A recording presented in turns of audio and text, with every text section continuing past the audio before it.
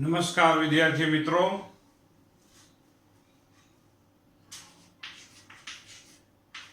ધોરણ 12માં chapter number 7 માટે આપણે વાત કરવાના છીએ. તો તમને છે ગયા મંગળવાર કે બુધવારના સમયે સવારના સમયમાં તમને છે લગભગ નીટનું સોલ્યુશન મોકલવામાં આવેલ છે વિડીયો દ્વારા. પેપર એ છે આ વર્ષનું નીટનું મોકલવામાં આવે છે. તો એ ગ્રુપ બી ગ્રુપ બંને વિદ્યાર્થીઓ છે પેપર છે. નહીતર એ ગ્રુપ વાળા વિદ્યાર્થીઓ એવો વિચાર કરશે કે ભાઈ અમે તો ભાઈ એ ગ્રુપ છે, અમારે નીટના પેપર આવે કઈ લેવા દેવા ન હોય, પણ એમસીક્યુમાં તફાવત રાખવાનો ન હોય. જેડબલ્યુ હોય, ગુજકેટ હોય કે નીટ ન હોય, બધાય આપણે અભ્યાસ કરેલા હોવા જોઈએ. કારણ કે મૂળભૂત સિલેબસ બધાનો એનસીઆરટી નો જ છે, બરાબર. બીજું છે કે એના ઉપરથી તમને આઈડિયા આવશે કે આ વખતનું પેપર આવું છે તો આવતા વર્ષનું પેપર એ આવું જ પેપર હોય તો છે કેવી તૈયારી અને કેટલા પ્રમાણમાં કેવી રીતે કરવી એ આપણને ખ્યાલ આવે. એટલે બરોબર છે એ આપણે છે એ એમસીક્યુ માત્ર છે નહીં, પણ આપણા માટે એક તૈયારી કેવી રીતે કરવી જોઈએ તેના માટેનું એક ગોઠવણ કહેવાય. એટલે એમાં ખાસ ધ્યાન રાખજો. તો આપણે ટ્રાન્સફોર્મરની વાત કરી હતી, અને ટ્રાન્સફોર્મર માટે આપણે જો પેલા જો દાખલો એક ગણીએ તો સ્વાધ્યાયનો આપણી પાસે દાખલો છે 23મો. સ્વાધ્યાયના 23મા દાખલામાં એક ટ્રાન્સફોર્મર છે જે આપણા માટે સ્ટેપ ડાઉન ટ્રાન્સફોર્મર છે. સ્ટેપ ડાઉન ટ્રાન્સફોર્મર જો આવી રીતે, તેમાં આપણે એમ કીધું છે કે ઇનપુટ કરતા આઉટપુટમાં આટાની સંખ્યા ઓછી હોય એટલે આમાં સ્ટેપ ડાઉન થઈ જાય. આપણને એમ કીધું છે કે ઇનપુટમાં એટલે કે ભાઈ પ્રાઇમરી ગૂંચળામાં આટાની સંખ્યા 4000 જેટલી આટા છે.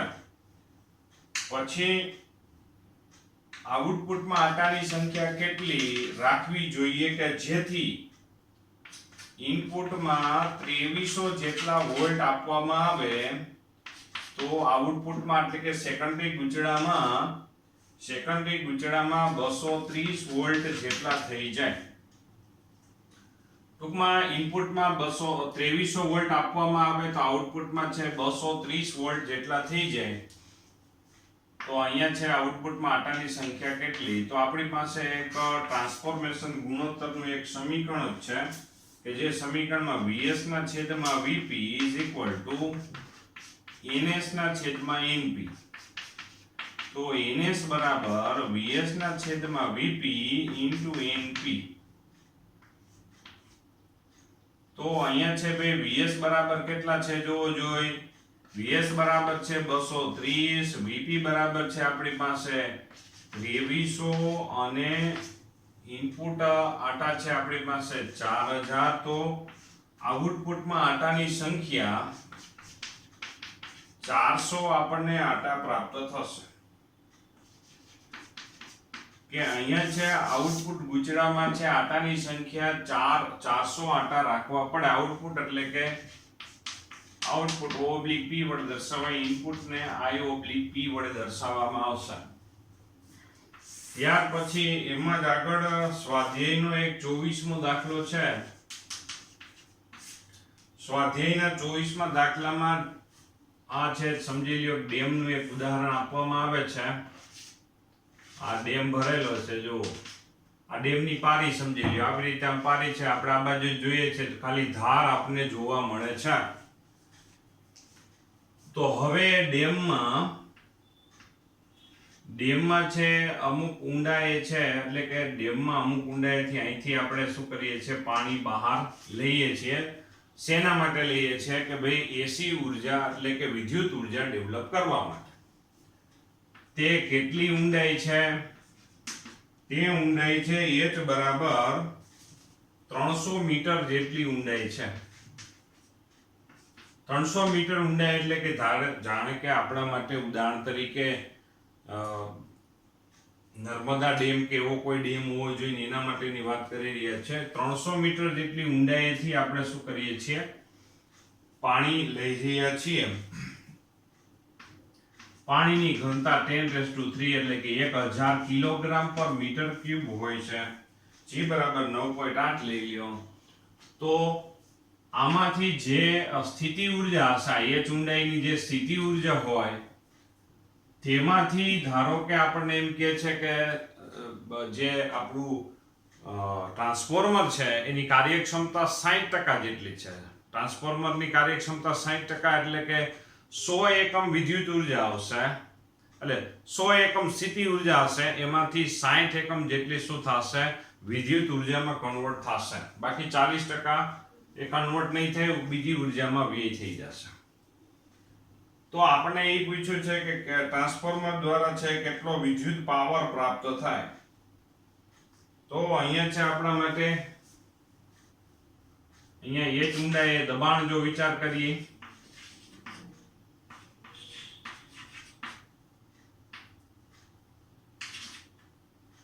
એ જ ઊંડાઈએ દબાણ, આપણે ગેજ દબાણનું સૂત્રનો ઉપયોગ કરીએ છીએ, P બરાબર H ρg. એ જ એટલે ઊંડાઈ 300 આપણે રાખી દીધી છે, ρ એટલે ઘનતા 10⁻³ G બરાબર 9.8.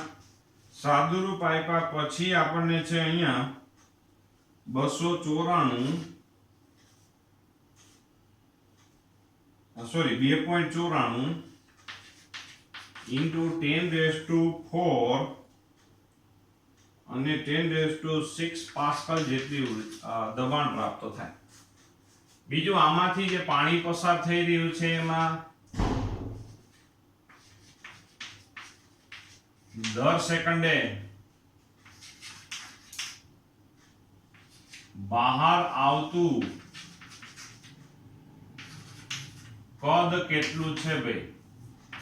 દર સેકન્ડે બહાર આવતું તરલનું કદ બરાબર આપણે અહીંયા શું વિચાર કરી શકાય કે દર સેકન્ડે બહાર આવતું તરલનું કદ V/T. V/T એટલે કે આપણા માટે અહીંયા છે V/T, જે આપણે વેલ્યુ આપેલી છે કે દર સેકન્ડે બહાર આવતું તરલનું કદ 100 એકમ જેટલું છે. દર સેકન્ડે બહાર આવતું તરલનું કદ છે એ 100 એકમ જેટલું છે. તો હવે આપણે છે ભાઈ કાર્ય બરાબર, અથવા તો સોરી પાવર આપણે વિચાર કરીએ. યાંત્રિક પાવર પેલા લઈએ. યાંત્રિક પાવર એટલે દર સેકન્ડે છે કેટલો અહીંયાથી જે સ્થિતિ ઉર્જા આપણને પ્રાપ્ત થશે તે. યાંત્રિક પાવર બરાબર છે કાર્યના છેદમાં સમય લખી શકાય. તો કાર્ય બરાબર આપણે લખી શકાય બળ ગુણ્યા સ્થાનાંતર. બળ ગુણ્યા સ્થાનાંતર ના છેદમાં સમય, એટલે આપણા માટે F સ્થાનાંતરને આપણે ધારો કે D વડે દર્શાવી દો, સમયને T વડે દર્શાવી દો, યાંત્રિક પાવર ને આપણે છે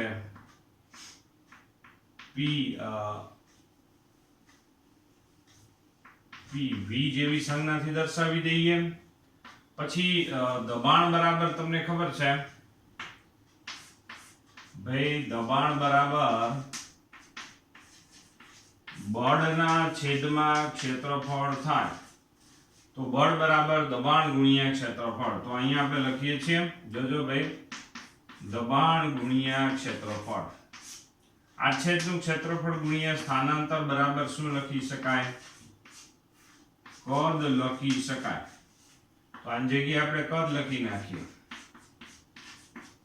તો જોવો જોઈએ આપણી પાસે દબાણની વેલ્યુ છે કે h ઊંડાઈ છે પાણીનું દબાણ હશે 2.94 into 10⁻⁶, અને દર સેકન્ડે બહાર આવતું તરલનું કદ જે પણ આપણે આપેલું છે 100, એટલે જવાબ આવશે 294 into 10⁻⁶ વોટ જેટલો યાંત્રિક પાવર મળશે. હવે હકીકતમાં છે આમાંથી દર સેકન્ડે આટલો યાંત્રિક પાવર એટલે કે યાંત્રિક ઉર્જા બહાર આવી રહી છે. અહીંયા જ્યાંથી આપણે પાણી બહાર આવી રહ્યું છે ત્યાંથી દર સેકન્ડે આટલી યાંત્રિક ઉર્જા બહાર આવી રહી છે. જેમાં આપણા ટ્રાન્સફોર્મર એટલે કે પાવર સ્ટેશન છે એ પાવર સ્ટેશનની કાર્યક્ષમતા છે હાઇડ્રોઇલેક્ટ્રિક પાવર સ્ટેશનની કાર્યક્ષમતા કે જેમાં વિદ્યુત ઉર્જા ડેવલપ થાય છે એ હાઇડ્રો ઇલેક્ટ્રિક પાવર સ્ટેશનની કાર્યક્ષમતા 60% હોય તો આપણને વિદ્યુત પાવર કેટલો મળે? તો વિદ્યુત પાવર બરાબર છે આ જે ભાઈ આપણે યાંત્રિક પાવર મળ્યો છે એના 60% કરવા હોય તો 0.6 વડે ગુણી નાખવાનું આને તો વિદ્યુત પાવર મળી જાય એટલે કે 0.6 ગુણ્યા 294 ગુણ્યા 10⁶ અને એનો જવાબ આવશે આપણે અહીંયા છે 1744 જેવો આવશે 1744 ગુણ્યા 10⁶ વોટ અથવા તો 1744 મેગાવોટ એમ લખી શકાય. તો એક આ ટ્રાન્સફોર્મરની વેરાયટી છે. આ એક આપણે છે ભાઈ વિદ્યુત ઉર્જાનો એક ઉત્પન્ન કરવા માટેની ઓરિજિનલ દાખલો થયો કે આવી રીતે આપણે છે વિચાર કરી શકાય એમ છે. બરાબર, સાથે સાથે બધા છે લખતા જજો, ખાસ બાબત છે એટલે વાંધો ન આવે. દરેક વિદ્યાર્થી મિત્રો છે સાથે સાથે બધાએ લખતા જાય.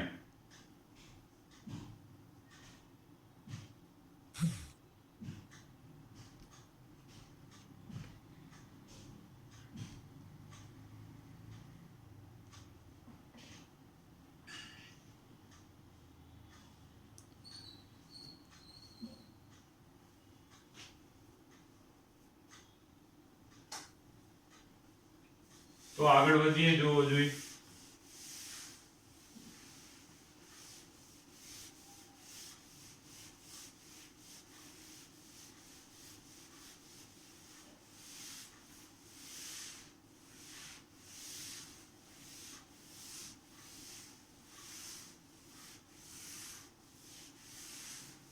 ત્યાર પછી આપણે છેલ્લે જો દાખલા આપણે સ્વાધ્યાયના ગણ્યા હતા તેમાં આપણે ગણતા સ્વાધ્યાયના 11મા દાખલા સુધી આપણે પહોંચી ગયા હતા. સ્વાધ્યાયના 11મા દાખલા સુધી આપણે પહોંચી ગયા હતા. તો હવે આપણે સ્વાધ્યાયનો 12મો દાખલો આપણે ગણીએ છીએ. જોજો ભાઈ, સ્વાધ્યાયના 12મા દાખલામાં એક સંપૂર્ણ ચાર્જ કરેલ એક કેપેસિટર છે કે કેપેસિટરની પ્રારંભિક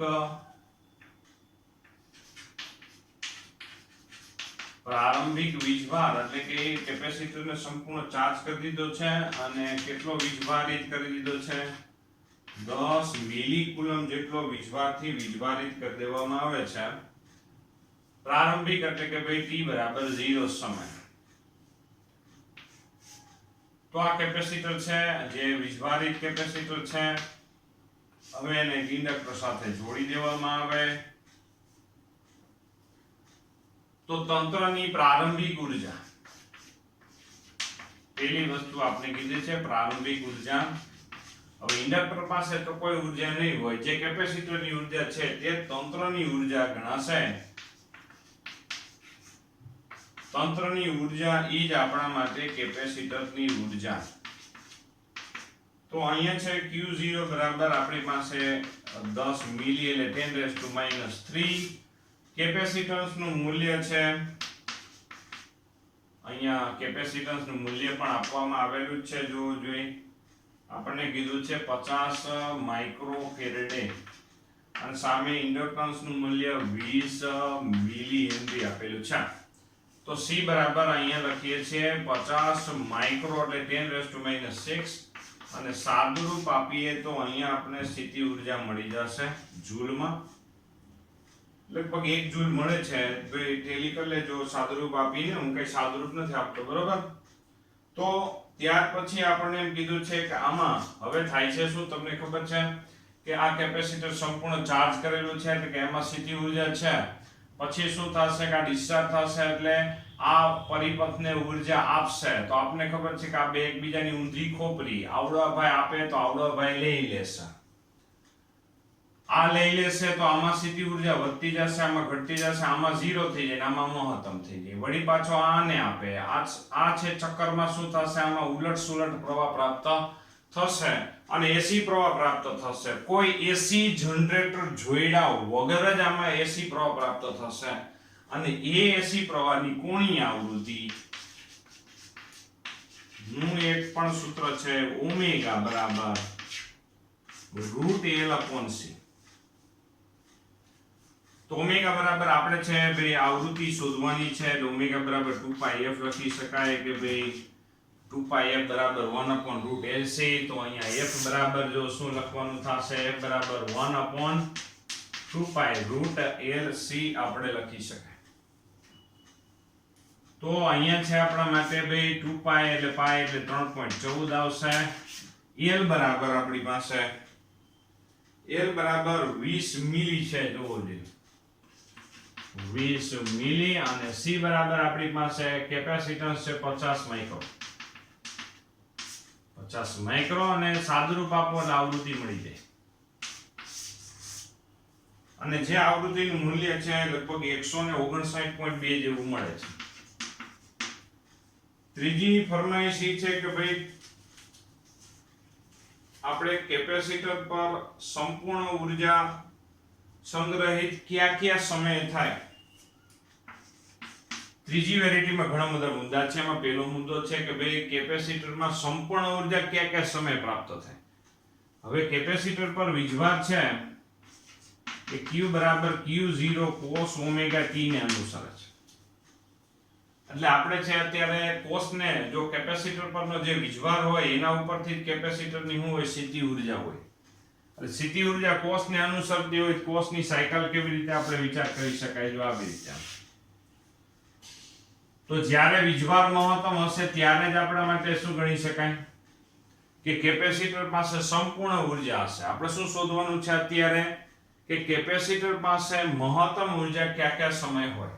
તો પહેલા t બરાબર 0 સમય અડધી સાયકલ એટલે t/2 સમય, પછી 3t/2 સમય, પછી 2t સમય, એટલે સોરી t સમય જો 0 t/2, પછી અહીંયા મહત્તમ આવશે t સમય, અહીંયા મહત્તમ, અહીંયા મહત્તમ, અહીંયા મહત્તમ, બરાબર. અહીંયા તમને પ્રશ્ન એવો થાય કે આ તો નીચે કહેવાય. નીચે એટલે કે આ વિરુદ્ધ પોલારિટી થી મહત્તમ કહેવાય. એટલે મહત્તમમાં જ આપણે વિચાર કરશું. એટલે 0 t/2 t 3t/2 આ બધા સમયે કેપેસિટર પર ની પ્લેટ ઉપર વીજભારનો જથ્થો મહત્તમ હોય એટલે કે એની સ્થિતિ ઉર્જા મહત્તમ હોય. પણ આપણે અહીંયા ગણીને કહેવાનું છે એટલા માટે તો અહીંયા Q0 આપણે જો વિચાર કરીએ, કારણ કે આપણે છે ભાઈ વીજભારનો જથ્થો કેટલો રાખવો છે ભાઈ Q0 જેટલો, એટલે Q0 કેન્સલ. બરાબર. પહેલી વેરાયટી કેપેસિટર પર કયા સમયે વીજભાર મહત્તમ થાય. કેપેસિટર પર કયા સમયે ઉર્જા મહત્તમ થાય. તો જ્યારે વીજભાર મહત્તમ હોય ત્યારે મહત્તમ થશે. Q0 કેન્સલ થઈ જાય એટલે cos omega t plus or minus 1. Q0 cancel એટલે 1 આવી જાય. cos ઓમેગા t નું મૂલ્ય એટલે Q0 નું મૂલ્ય પ્લસ ઓર માઇનસ Q0 હોય એટલે કે આ બાજુ પ્લસ Q0 ને અહીંયા શું આવે માઇનસ Q0. એ વખતે cos ની વેલ્યુ ઓમેગા બરાબર શું લખી શકાય આપણે 2π/t લખી શકાય. તો cos ની વેલ્યુ 1 આપણને ક્યારે મળે, કયા ખૂણા માટે, જો આ ખૂણો વિચાર કરીએ 2π/t તો 1 આપણને કયા ખૂણે મળી શકે, n π લઈએ તો, જેમાં n બરાબર 0 1 2 એવી રીતે લખાય. શું કામ n બરાબર 0 લખો એટલે આ ખૂણો 0 થાય, cos 0 બરાબર 1 થાય. 1 લખો તો π, cos π બરાબર -1 થાય. અહીં 2 લખો તો 2π, તો cos 2π બરાબર 1 થાય. આવી રીતે π કેન્સલ થઈ જાય તો t બરાબર આપણે કયા સમય મળશે, જોજો બરોબર. t બરાબર આપણને સમય મળશે, t બરાબર આપણને છે nt/2 મળે. nt/2 એટલે n બરાબર 0 લખો એટલે શું આવશે? પહેલા 0 થઈ જાય, પછી અહીંયા 1 લખો t/2 થાય, 2 લખો તો ખાલી t થાય, 3 લખો તો 3t/2 થાય. આવી રીતે 0 t/2 t 3t/2 આ દરેક તબક્કે આપણને છે કેપેસિટર પરનો વીજભારનો જથ્થો મહત્તમ થતો રહેશે અને તે સમયે જ એ દરેક સમયે કેપેસિટર પરનો વીજભારનો જથ્થો મહત્તમ થતો રહેશે અને તે સમયે છે સીધી ઉર્જા પણ કેપેસિટરની એટલે કે ઉર્જા પણ મહત્તમ રહેશે. હવે આનાથી ઊંધું, ઇન્ડક્ટર પાસે કયા સમયે ઉર્જા મહત્તમ હોય? તો આની 0 હોય ત્યારે ઓલાનું મહત્તમ હોય, કારણ કે બે એકબીજાની ઊંધી ખોપરી છે એ તો તમને ખબર જ છે, બરાબર? તો અહીંયા 0 ક્યારે હોય? t/4 સમય, અહીંયા 3t/4, t/4, 3t/4 આવા બધા સમયે ઇન્ડક્ટર પાસે ઉર્જા શું થાય? મહત્તમ થાય. એટલે આપણે એમ લખી શકાય કે ભાઈ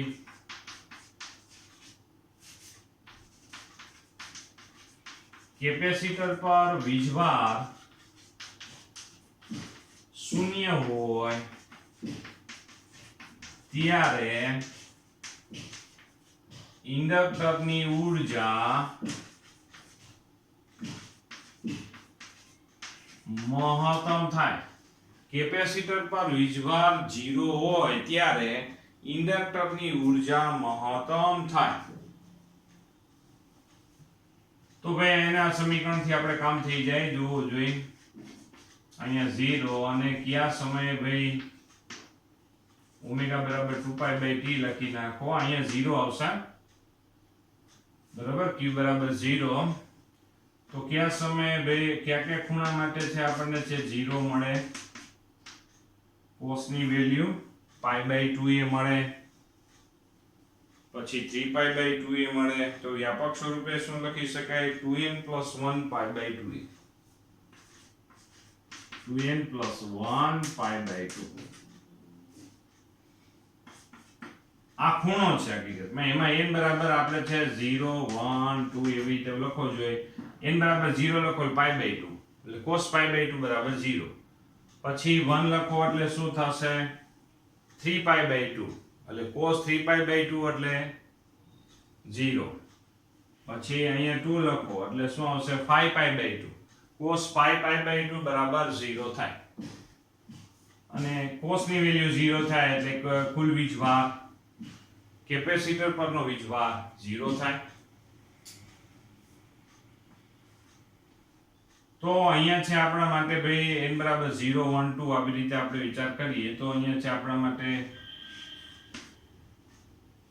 t બરાબર જોવો જોઈએ કે ભાઈ આ અત્યારે જો પાઈ કેન્સલ થઈ જાય, 2 આ બાજુ લઈ જાઓ તો અહીંયા છે આપણા માટે ભાઈ t બરાબર જો શું આપણે 2n + 1 2n + 1 પછી આ પાઈ કેન્સલ થઈ ગયા છે t/4.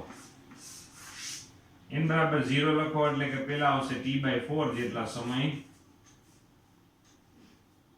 t/4 સમયે ઇન્ડક્ટરની ઉર્જા મહત્તમ થાય. પછી અહીં 2 લખો એટલે 1 લખો એટલે 3t/4 સમય, પછી અહીં 2 લખો તો 5t/4 સમય. આ બધા સમયે શું થશે? ઇન્ડક્ટરની ઉર્જા મહત્તમ થાય. પછી આને આ ત્રીજી જે વેરાયટી છે તેમાં આપણે આગળ એવું પૂછ્યું છે કે ભાઈ બેયની ઉર્જા સમાન કયા સમયે થાય?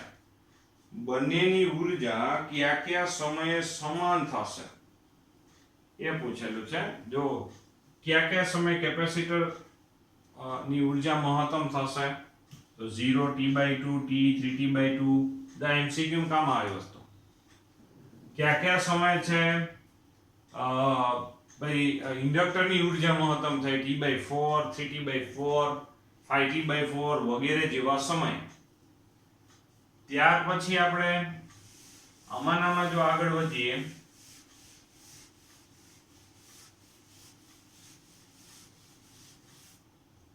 તો આપણને હજી એક વસ્તુ હજી આપી કે ભાઈ કયા સમયે છે ઇન્ડક્ટર અને કેપેસિટરની ઉર્જા સમાન થાય એટલે ઇક્વલમાં વહેંચાઈ જાય. તો જ્યારે જો ભાઈ સરખું કરવું હોય ને તો શું થશે કે ઇન્ડક્ટરની સ્થિતિ ઉર્જા પ્રારંભિક કેપેસિટરની પ્રારંભિક ઉર્જા કેટલી થાય Q0/2C. હવે કેપેસિટરની જ્યારે અડધી થઈ જાય કેપેસિટરની ઉર્જા પ્રારંભિક UC વડે દર્શાવો. ચાલો હવે એની ઉર્જા અડધી ઉર્જા ક્યારે થાય કે જ્યારે કેપેસિટર પરનો વીજભાર છે √2 માં ભાગનો થઈ જાય. જો અહીં ટેલી પણ કરી લઈએ. આ U' બરાબર હું અહીંયા Q0/√2 લખું તો અહીંયા શું આવશે Q0/2 આવશે. અને Q02/2C બરાબર શું લખી શકાય પ્રારંભિક કરતા અડધી ઉર્જા. તો કેપેસિટર પાસે પ્રારંભ કરતા અડધી ઉર્જા થઈ ગઈ હોય તો અડધી ઉર્જા ગઈ ક્યાં હોય ઇન્ડક્ટરમાં. સીધી વાત છે એટલે કે બેમાં અડધી અડધી એટલે કે સમાન થઈ જશે. એનો મતલબ એવો થયો કે જ્યારે કેપેસિટર પર Q બરાબર Q0/√2 જેટલો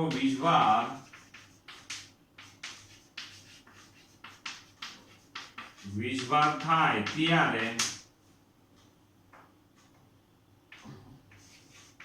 બંને પાસે એટલે કે કેપેસિટર અને ઇન્ડક્ટર પાસે ઉર્જા સમાન હોય તો કેપેસિટર પર રહેલો વીજભારનો જથ્થો Q બરાબર Q0 cos ઓમેગા t પ્રમાણે વિચાર કરો તો Q0/√2 એમે પ્લસ ઓર માઈનસ આવે કારણ કે આપને ખબર છે સાયકલ છે સાયકલમાં આ બાજુ વિરુદ્ધ પોલારિટી વાળો પણ વિચાર કરી શકાય પ્લસ ઓર માઈનસ માં આપણે લખવાનું થતું હોય છે. તો આ Q0 cos omega t Q0 cancel એટલે કે અહીંયા આવશે cos 2π/t ઓમેગા ની જગ્યાએ 2π/t લખ્યા છે. Q0 કેન્સલ એટલે પ્લસ ઓર માઈનસ √2. તો કયા ખૂણા માટે પ્લસ ઓર માઈનસ √2 આપણને મળે કયા ખૂણા માટે પ્લસ ઓર માઈનસ √2 મળે તો એ આપણી પાસે છે ભાઈ 2n + 1π/4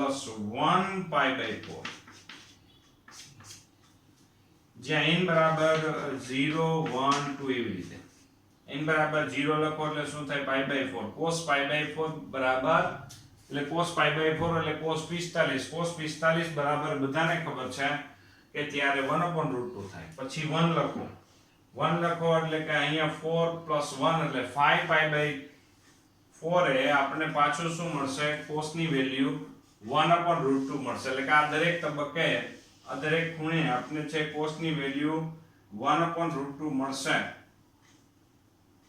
તો અહીંયા જો સમય પાઈ કેન્સલ થઈ જાય 2 આ બાજુ લઈ જાઓ તો t બરાબર શું લખી શકાય 2n + 1 અને અહીંયા આવશે અહીંયા પાઈ કેન્સલ થઈ ગયા અને આ બાજુ લઈ જાઓ એટલે કે 8 આવશે. તો કયા સમય માટે આપણે વિચાર કરી શકાય આ t આ બાજુ આવશે કેપિટલ T n બરાબર 0 લખો એટલે કે પહેલા જ શું આવશે t/8 સમય. પછી અહીંયા 1 લખો એટલે શું આવશે અહીંયા 1 લખો એટલે શું આવશે 3t/8 સમય.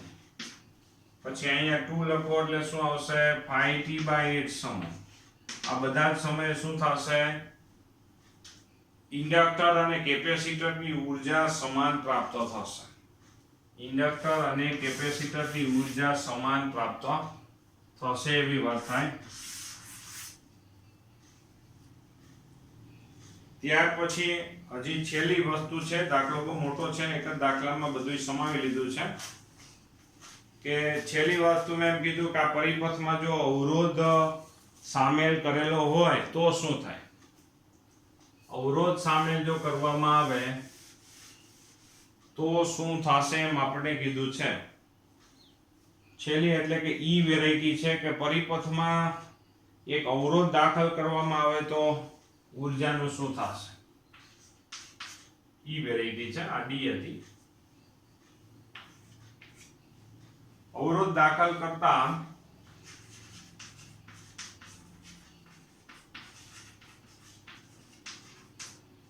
કરતા ઉર્જા ઉષ્મા સ્વરૂપે વ્યય થાય. ઉર્જા ઉષ્મા સ્વરૂપે વ્યય થાય અને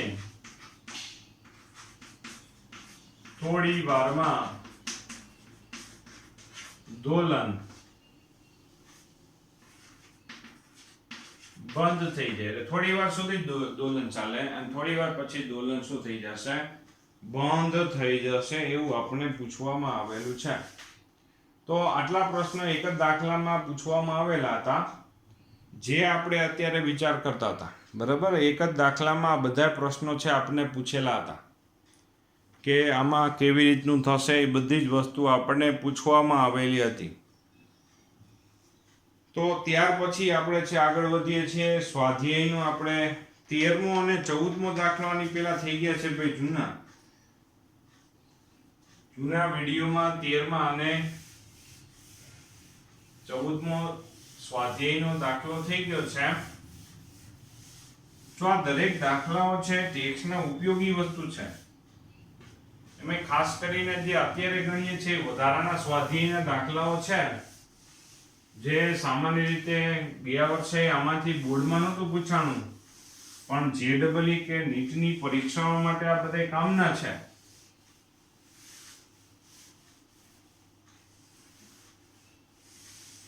એટલે આપણે સામાન્ય રીતે વધારાના સ્વાધ્યાયના દાખલાઓ ગણીએ છીએ કે જેથી આપણું બેઝ બરોબર ક્લિયર થાય. તો સ્વાધ્યાયનો જો 5મો દાખલો છે, જેમાં સ્વાધ્યાયનો 15મો, સ્વાધ્યાયના 15મા દાખલામાં એક આપને એસી સપ્લાય આપેલી છે. એ એસી સપ્લાયના RMS વોલ્ટેજ 110 વોલ્ટ આપેલા છે.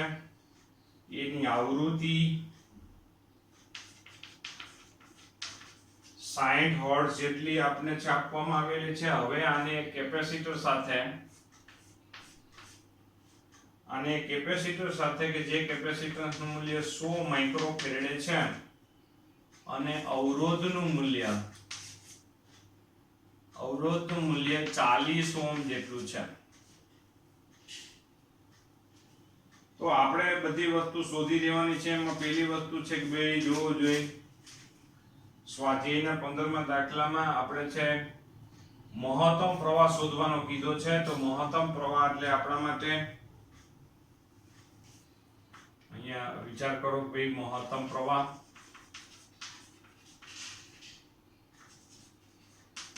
Im બરાબર Vm ના છેદમાં mod z થશે. તો mod z બરાબર મેળવવા પડે એ માટે આપણે છે કેપેસિટિવ રિએક્ટન્સ મેળવી દઈએ.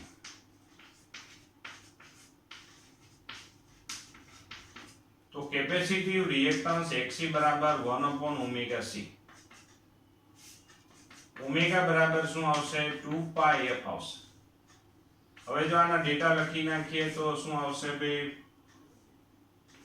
પાઈ બરાબર 3.14, f બરાબર આપણે લખવાનું થાય છે અત્યારે 60 અને કેપેસિટન્સ નું મૂલ્ય છે જુઓ 100 માઇક્રોફેરેડે.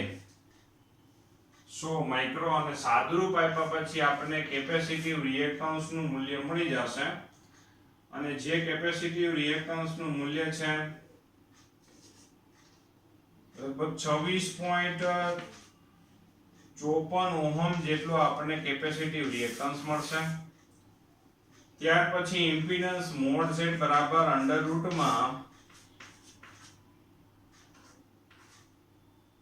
r² + xc નો સ્ક્વેર, જેમાં r બરાબર આપણી પાસે છે બે અવરોધનું મૂલ્ય કેટલું છે 40 ઓહમ જેટલું છે.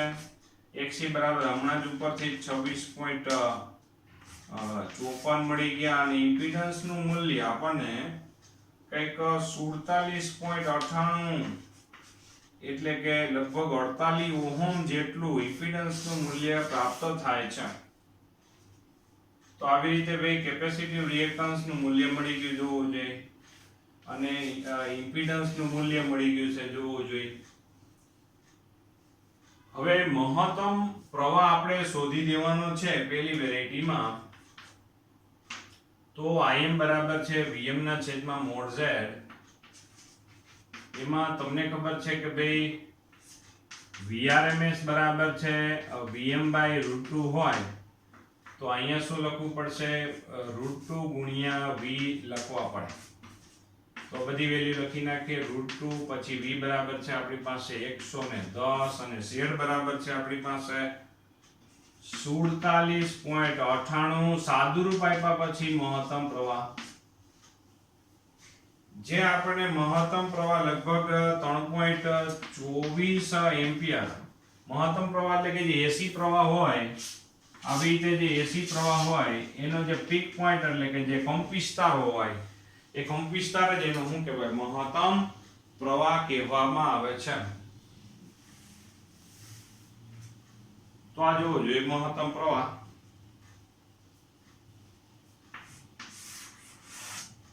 મહત્તમ પ્રવાહ ત્યાર પછીની ફરમાઈશ છે કે ભાઈ વોલ્ટેજ અને પ્રવાહ વચ્ચેનો કળા તફાવત શોધી દો. વોલ્ટેજ અને પ્રવાહ વચ્ચેનો કળા તફાવત તો અહીંયા છે ભાઈ tan phi બરાબર 1c/r આવશે. tan phi બરાબર 1c/r. તો 1c બરાબર આપણી પાસે શું છે જોવો જોઈએ 26.54 છે. r બરાબર 40 છે. તો તેનો આપણે જવાબ મળી જશે 0.66. નેચરલ 10 માં જોવું પડશે. નેચરલ 10 માં જોયા પછી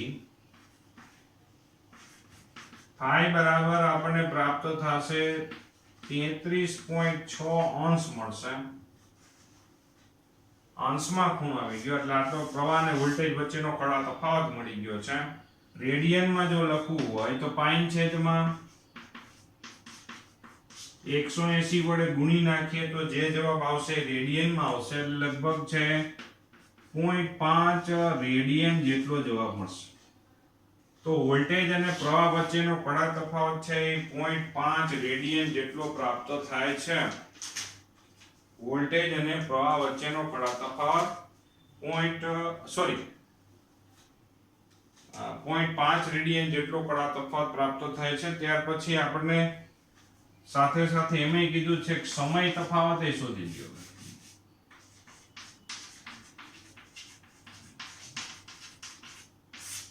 જે કળામાં તફાવત બતાવતો હોય સમયમાં તફાવત બતાવતો હોય. ધારો કે કળા એટલે શું છે કોઈ વર્તુળમય ગતિ કરતો હોય તેનું કોણીય સ્થાન એટલે એ દોલકની કળા કહેવાય. દોલક ધારો કે આમ દોલન કરે છે એને દર્શાવતો એક સંદર્ભ કણ વર્તુળમય ગતિ કરે છે તો સંદર્ભ કણના કોણીય સ્થાનને દોલકની કળા કહેવાય. સંદર્ભ કણ એક ચક્કર મારે તો એનું કોણીય સ્થાનાંતર કેટલું થયું 2π જેટલું થયું તો એ 2π શું ગણાય આપણા માટે એની કળા કહેવામાં આવે છે. હવે ધારો કે કોઈ આમ વોકિંગ કરતા હોય બધા માણસો તો એક માણસ આવ્યો ભાઈ ચક્કર પૂરું કર્યું તો એનું કોણીય સ્થાનાંતર 2π. પછી ત્યારે બીજો જણ આવ્યો એની સાથે જોઈન્ટ થઈ ગયો બે ભેગા આટા મારવા માંડ્યા પાછું એક ચક્કર માર્યું તો જે પેલા હતો એને કેટલા ચક્કર મારી દીધા હતા બે એક તો મારી દીધું હતું હવે પાછું ભેગા માર્યું એટલે કેટલા થઈ ગયા હવે બે ચક્કર થઈ ગયા એના બે ચક્કરની કળા થઈ ગઈ 4π અને ઓલાએ એક ચક્કર માર્યું મોડો આવ્યો એની કળા 2π. બે વચ્ચે કળા તફાવત કેટલો થાય 2π જેટલો થાય. તો બે વચ્ચે એક ચક્કર જેટલો સમયનો તફાવત છે. એક ચક્કર જેટલો હકીકતમાં શું છે સમયનો તફાવત છે. જ્યાં કળા તફાવત મળે ત્યાં હંમેશા આપણને સમય તફાવત પણ મળી શકે. તો ઓમેગા બરાબર θ/t કળા તફાવત સમય તફાવત લેશું તો t બરાબર આપણી પાસે શું આવશે θ/ω. θ રેડિયનમાં કારણ કે ઓમેગા રેડિયનમાં લખતા હોઈએ છીએ આપણે તો અહીંયા છે θ/ω થીટાના છેદમાં આપણે 2πf આપણે લખવા પડશે 2πf if બરાબર આપણી પાસે 60 છે તો આપણે થીટા બરાબર 0.5 2π એટલે 3.14 અને f બરાબર 60 સાદુરૂપ આપી દો તો સમય તફાવત તમને મળશે વોલ્ટેજ અને પ્રવાહ વચ્ચેનો સમય તફાવત 1.5 મિલીસેકન્ડ મળશે મિલી એટલે 10⁻³ સમય તફાવત v અને i વચ્ચેનો આપણે સમય તફાવતની વાત આવશે તો આ થઈ ગયો સ્વાધ્યાયનો 15મા દાખલામાં આટલી વેરાયટી પૂછી હતી હવે સ્વાધ્યાયના 16મા દાખલામાં માત્ર ચેન્જ કરવાનો છે અહીંયા આ જે 60 હર્ટ્ઝ આવૃત્તિ હતી એની જગ્યાએ જોજો બરાબર તમને કહે છે 12 કિલોહર્ટ્ઝ આવૃત્તિ વાળો એસી સપ્લાય પસંદ કરો જો અહીંયા ચેન્જ કર્યો છે 12 કિલોહર્ટ્ઝ એસી આવૃત્તિ વાળો જો સપ્લાય પસંદ કરવામાં આવે તો આ બધાય ડેટા શોધો અને છેલ્લે આપણે એમે ફરમાઈશ કરેલી છે કે ભાઈ આવૃત્તિ આ વધુ કરી જે 60 માંથી આટલી વધુ કરી નાખી તો પરિપથમાં આપણે કેપેસિટન્સના અવરોધમાં એમાં શું ફેર પડશે ને કેવું વર્તણૂક થશે એ બધી ચર્ચા કરવાની તો બધી વસ્તુ જો વારાફરતી વાર આપણે જો ચેન્જ આવતી જશે અહીંયા છે પહેલી વસ્તુ એ છે કે અહીંયા xc ના મૂલ્યોમાં ચેન્જ આવશે જો જ્યાં f ની વેલ્યુ છે ત્યાં આપણે ચેન્જ કરવાનો છે 12 કિલો લખીએ છીએ એટલે xc નું મૂલ્ય બદલી જશે એટલે xc નું મૂલ્ય આપણે માટે કેટલું થઈ ગયું અહીંયા 0.1327 એટલે કે આવૃત્તિ વધારવાથી કેપેસિટિવ રિએક્ટન્સ નું મૂલ્ય ઘટી જાય અહીંયા આપણે શું લખી શકાય આવૃત્તિ વધે તો xc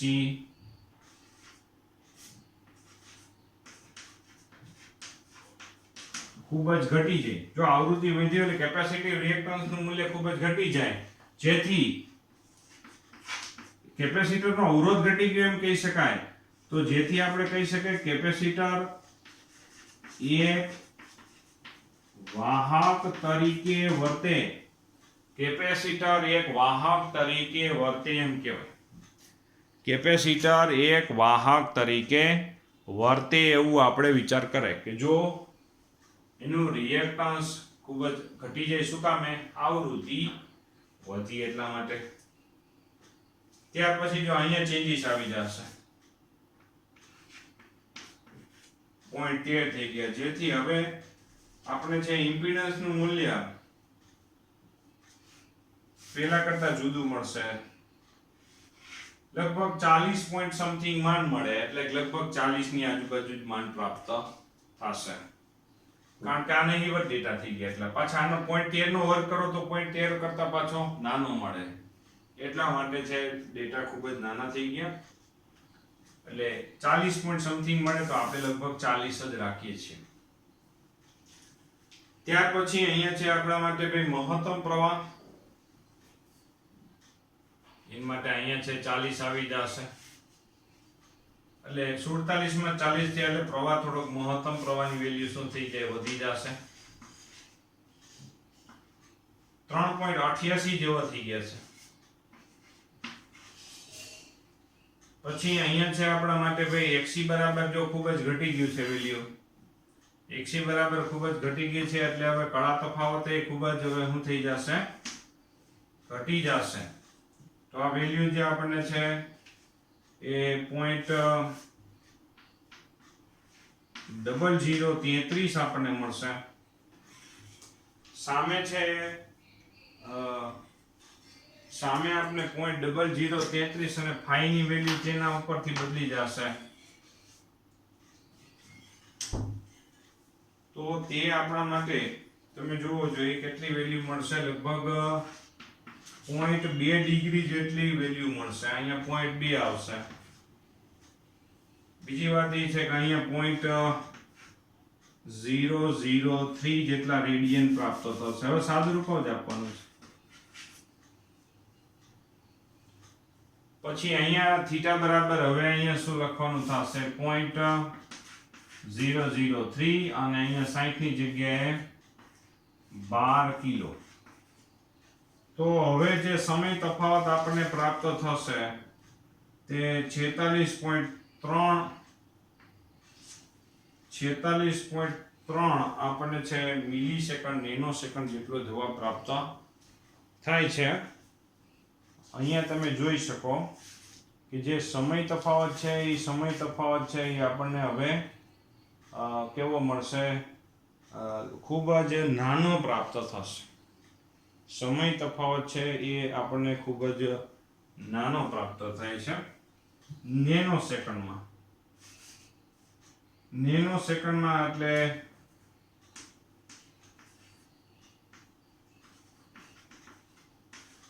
લગભગ 0 કેવો હોય તો એ ટેક્સનો જવાબમાં નાનો પડે. તો ચેન્જીસ શું થયું છે જોવો જોઈએ. આવૃત્તિ ખૂબ જ આપણે વધારી દીધી જેથી કેપેસિટરનું કેપેસિટિવ રિએક્ટન્સ ઘટી ગયું. વોલ્ટેજ અને પ્રવાહ વચ્ચેનો કળા તફાવત જ ખૂબ જ ઘટી ગયો જેથી સમય તફાવત એ લગભગ નહીવત એટલે 0 ની નજીકનો વિચાર કરી શકાય. આવૃત્તિ વધશે એટલે XC નું મૂલ્ય ઘટી જશે એટલે કેપેસિટર જાણે કે ખૂબ વાહક તરીકે વર્તે છે. જ્યારે આ જ કેપેસિટરને DC પરિપથ સાથે જોડો તો શું થાય? DC પરિપથમાં આવૃત્તિ હોય જ નહીં, આવૃત્તિ 0 હોય અને આવૃત્તિ 0 હોય તો કેપેસિટિવ રિએક્ટન્સ તમને અનંત પ્રાપ્ત થાય. અનંત પ્રાપ્ત થાય જેથી એ અવાહક તરીકે વર્તન કરે. કેવું વર્તન કરશે? કેપેસિટર DC પરિપથમાં અવાહક તરીકે વર્તન કરે છે. તો આવી રીતે આપણે સ્વાધ્યાયનો 15માં પછી સ્વાધ્યાયનો આપણે જોયો અત્યારે 16મો દાખલો જોયો. તો આગામી દિવસોમાં સ્વાધ્યાયના દાખલાઓ આગળ વધશું, સાથે સાથે MCQ કરતા રહેજો. સ્વાધ્યાયના દાખલા ઉપર આધારિત છે, ઘણા બધા MCQ પણ પૂછાય જ છે.